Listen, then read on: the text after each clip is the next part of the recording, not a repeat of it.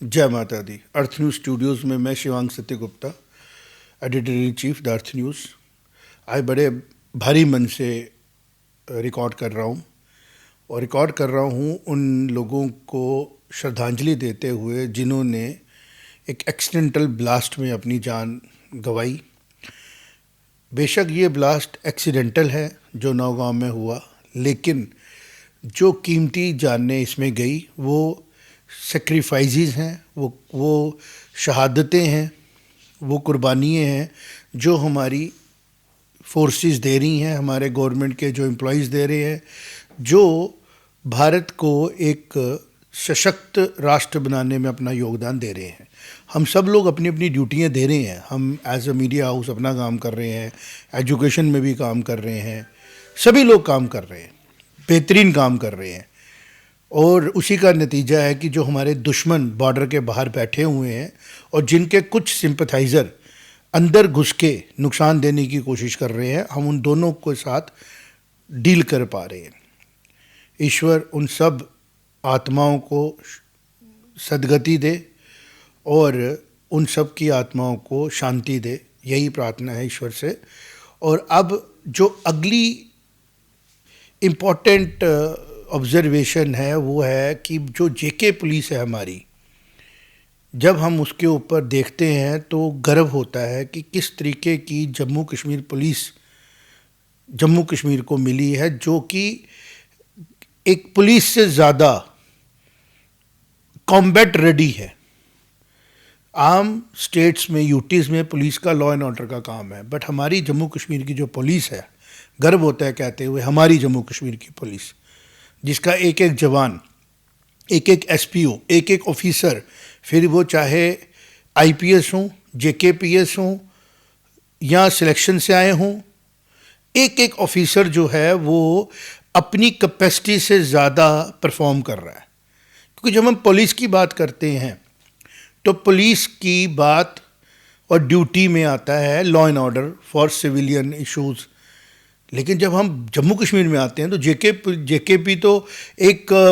हमें कह सकते हैं कि एक किस्म की पैरा सिक्योरिटी फोर्सेस का काम कर रही है। पिछले 30 दशकों से, 30 ईयर्स से जम्मू कश्मीर के जो हालात हैं उसमें फ्रंट लाइन जो है वो जेकेपी की है, जो काउंटर करती है। और आए दिन हम देखते हैं हालात पॉजिटिव होने के बाद, कंट्रोल करने के बाद, टेररिज्म को अपरूट करने के बाद, फिर से जब टेररिज्म अपना नया रूप दिखा रहा है, वाइट कॉलर टेररिज्म के रूप में आ रहा है, तो कैसे जेकेपी जो है उसको नोट करती है, ध्यान दे पाती है और उस इतने बड़े हादसे को हम लोग कंट्रोल कर पाए। फिर भी वो जाते जाते भी नुकसान दे रहा है। बट आप सोचे, अगर जेकेपी की मुस्तैदी नहीं होती उस टाइम पे, तो कितना बड़ा हादसा कैपिटल में हो सकता था। ये जेकेपी की ही बहादुरी है, एफिशिएंसी है कि जम्मू कश्मीर पुलिस जो है वो जम्मू से जाके वहाँ पे कंट्रोल कर पाई उन टेररिस्टों को जिन लोगों ने भारत को नुकसान देने के लिए एक पूरा प्लान बना चुके थे, स्पॉन्सर हो चुका था, चीज़ें आ चुकी थी, बस वो वेट कर रहे थे एग्जीक्यूट करने का। और जेकेपी पुलिस,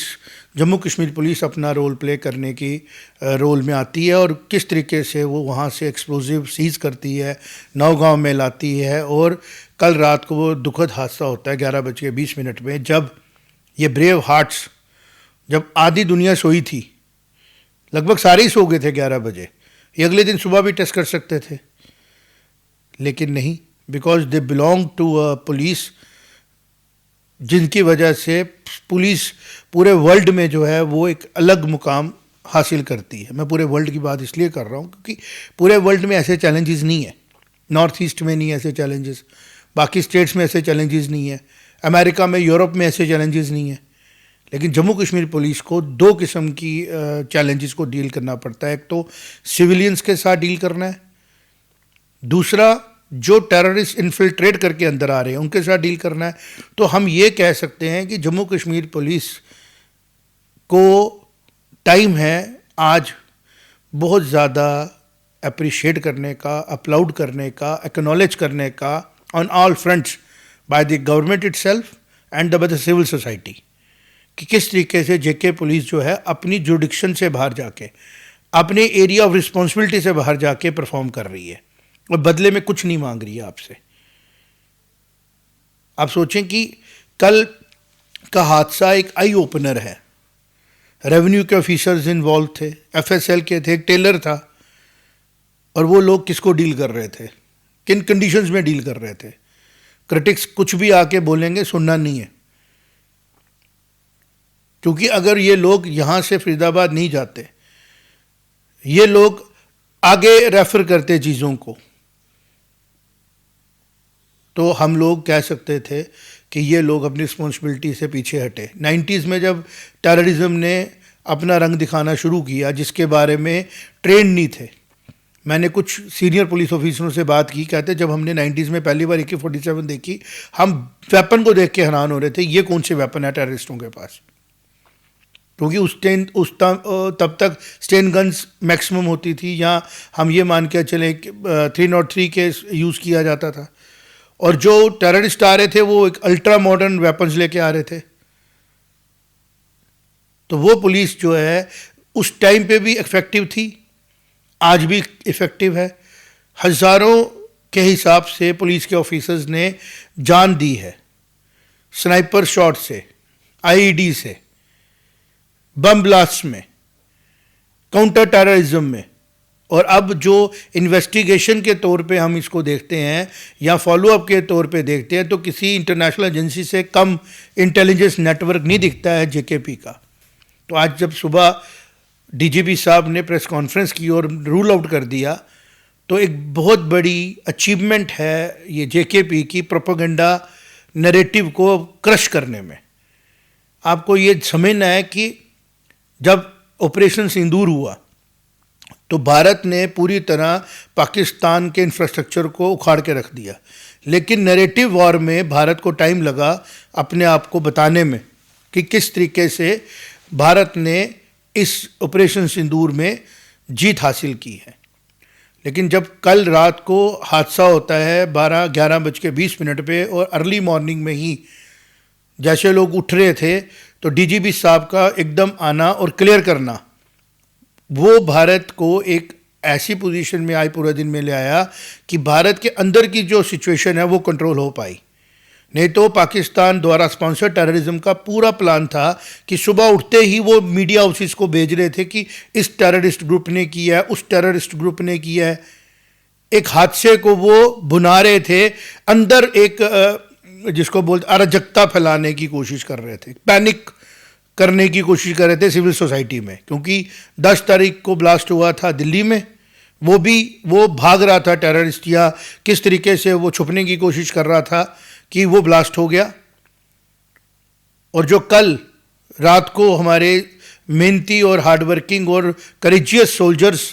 जेके पुलिस के पर्सनल्स, जब वो लोग टेस्ट को क्लियर कर रहे थे, फॉर्मेलिटीज़ होती हैं, एसओपीज़ होती हैं, फॉलो कर रहे थे कि जो सैंपल्स हमने लाए हैं कल कोर्ट में हमने इसको पेश करना है, क्योंकि जो डॉक्टर्स अरेस्टेड हैं कन्विक्ट भी तो करना है उनको, सबूत भी देने पड़ेंगे उनके कोर्ट्स में हमारे, जिसके बारे में मैं अपील करूंगा गवर्नमेंट को कि जब ऐसे हादसे हो ना, तो जो लोग उसको पॉलिटिकलाइज करें ना, उनके ऊपर भी कार्रवाई की जाए। क्योंकि जब प्रीलिमिनरी इंक्वायरी है ना, वो भी बड़ी इंपॉर्टेंट होती है। पुलिस मेहनत करती है, हार्डवर्क करती है, केस तैयार करती है, और अनफॉर्चुनेट ये बोलना पड़ता है कि कोर्ट से वो लोग रिलीज हो जाते हैं। जैसे नठारी के कांड में बच्चे को पता था कि छोटे बच्चों की जान गई, बट एविडेंस के कह रहे हैं कि एविडेंस प्रॉपर तैयार नहीं हुआ। अब कौन बताएगा कि उस थाने में क्या एविडेंस था, जिस थाने में लोग अपने घर जाने से पहले सैंपलिंग कर रहे थे। उनकी सिक्योरिटी की रिस्पॉन्सिबिलिटी तो सिविल सोसाइटी को बात करनी पड़ेगी ना, एक मूवमेंट बनानी पड़ेगी ना कि हमारे पुलिस पर्सनल हमारे हैं, उनकी सिक्योरिटी के लिए भी वो सारे इंतजाम किए जाएं जो हम लोग एक ट्रेंड सिक्योरिटी फोर्सेस को मौका मिलता है। आज कई मीडिया हाउसेस में मैं देख रहा हूं कि फालतू की बातें आ रही हैं, नॉनसेंस बातें आ रही हैं कि एसओपी ये थी, एसओपी वो थी। चैट जीपीटी से जाके अब एसओपी थोड़ी देखोगे। आप सोचें कि वो लोग जिन्होंने एक पोस्टर देखा और वो पहुंच गए वहां तक, और उन्होंने एक 3000 किलो के एक्सप्लोजिव को बरामद किया और उसमें से 350 किलो वो नौगाम में लाए, क्योंकि जो डॉक्टर अरेस्ट हो रहे थे, वाइट कॉलर टेररिस्ट अरेस्ट हो रहे थे, उन लोग के ऊपर केस भी तो फैब्रिकेट नहीं करना है ना, केस भी इस्टेब्लिश करना है, ट्रुथ को सामने लाना है, सैंपल्स को प्रॉपर तरीके से सीज करना है। तो वहाँ पे फोरेंसिक के लोग भी थे, एक टेलर भी था जो शायद उसको सील करता ताकि कोर्ट में पेश किया जाता, रेवेन्यू के ऑफिसर्स थे जो कहते हमारे सामने खोला। तो जो हमारे पुलिस ऑफिसर्स हैं, जब वो कोई स्टेटमेंट देते हैं, हम उसको फाइनल क्यों नहीं मान लेते? क्यों ऐसे कानून अभी भी हमारे हैं? जो कानून 1947 की हम बात नहीं करेंगे, जो चले जाने चाहिए, बिकॉज जब ये कॉन्स्टिट्यूशन बनाया गया, अभी भारत न्याय संहिता आ गई हमारी, लेकिन फिर भी मुझे लगता है कि जिस तरीके के प्रॉब्लम्स में से जेके भी गुजर रही है, उसमें और इंप्रूवमेंट की जरूरत है कि जब ऐसे हालात हों, ऐसे एक्सप्लोजिव्स सीज किए जाएं, तो उसका जो सैंपलिंग है उसके लिए किस तरीके से अरेंजमेंट करने की जरूरत है। इसमें कसूरवार हैं हम सब लोग, जो लोग सिविल सोसाइटी से आते हैं, जो बातें बहुत कर देते हैं लेकिन उस सिचुएशन को नहीं देख पाते हैं, जो सिचुएशन जेकेपी जैसी फोर्स को हैंडल करनी पड़ती है। इसलिए मैंने को आज डिसाइड किया कि मैं इसको उजागर करता हूं अर्थ न्यूज़ के प्लेटफॉर्म से कि जम्मू कश्मीर पुलिस को अप्रिशिएट तो किया जाता है, मेडल्स भी मिलते हैं, नेशनल लेवल पे मिलते हैं, लेकिन एक पब्लिक में जो उसकी अचीवमेंट्स है वो लाने की ज़रूरत है। तो जम्मू कश्मीर पुलिस, हम ये कह सकते हैं कि it is not a simple police, it is a hybrid model of security, जिसको para security force and police. और ये जो काम कर रहे हैं वो भी एक सिंपल पुलिसिंग का काम नहीं है, वो भी जो काम है वो काम है पूरी तरह कॉम्बैट का काम है ये। और इसके लिए being the citizen of Jammu Kashmir, we pray कि हर हमारा सोल्जर, चाहे वो आर्मी का हो, चाहे वो सीआरपीएफ का हो या किसी भी सिक्योरिटी फोर्सेस का हो, वो सेफ रहे। और उसके साथ साथ एक एक्स्ट्रा प्रे करता हूँ, हम सबको करनी चाहिए, जम्मू कश्मीर पुलिस के एक एक जवान के लिए, एक एक ऑफिसर के लिए, जो जम्मू कश्मीर के साथ साथ भारत की सिक्योरिटी के लिए एक एक्स्ट्रा रोल प्ले कर रहा है। मेरी इसी बात के साथ आज के मेरे इस सत्य संग को मैं पॉज करूंगा। आप सब लोग सोचें, देखें और जम्मू कश्मीर पुलिस की अचीवमेंट्स को जितना ज़्यादा अपलाउड कर सकें, जितना ज़्यादा आप एक दूसरे से शेयर कर सकें, करें, क्योंकि a word of appreciation, a word of acknowledgement वो करता है जो दुनिया का बड़े से बड़ा रिवॉर्ड नहीं करता है। उनके सुप्रीम सेक्रीफाइस को हम कुछ भी दे के बैलेंस नहीं कर सकते हैं। श्रद्धा दे सकते हैं और एक्नॉलेज कर सकते हैं और प्रार्थना कर सकते हैं कि जम्मू कश्मीर पुलिस का हर एक जवान,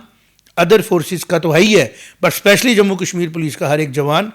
जो रोल प्ले कर रहा है, उसके लिए उसकी प्रोटेक्शन ईश्वर हमेशा करे, रब हमेशा करे, अल्लाह हमेशा करे, और वो लोग सेफ रहें, हमें सेफ रखते हुए वो भी सेफ रहें। Thank you very much. जय माता दी।